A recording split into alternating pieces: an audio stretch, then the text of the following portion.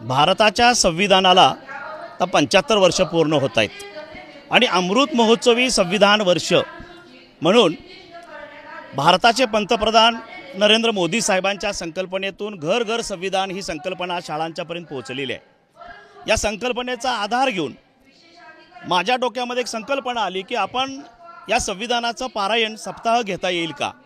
आणि आज या ठिकाणी आमच्या शिक्षण संकुलाच्या वतीनं आदर्श विद्यानिकेतन मिंचे, आदर्श गुरुकुल विद्यालय पेठ वडगाव आणि ग्रीन व्हॅली पब्लिक स्कूल पेठ वडगाव या तीनही शाळांचे मिळून 1111 विद्यार्थी या पारायणासाठी आता बसलेले आहेत।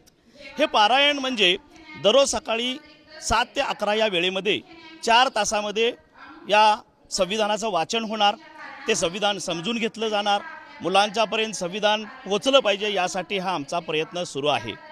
खरं तर हे संविधान मुलांच्यापर्यंत पोहोचवण्याची जबाबदारी आमची शिक्षण विभागाची आहे आणि म्हणून मला वाटलं की आपण या समाजापर्यंत जायचं असेल तर ही मुलं आज माध्यमिक शाळेत शिकत असताना जर संविधान समजून घेऊ लागली तर भविष्यात हे एक भारताचे सृजन नागरिक होतील आणि खऱ्या अर्थानं या देशाची एकसंगता आणि खऱ्या अर्थानं या देशाला पुढे घेऊन जाण्याचं काम ही पिढी करेल याची मला आता खात्री वाटते आहे।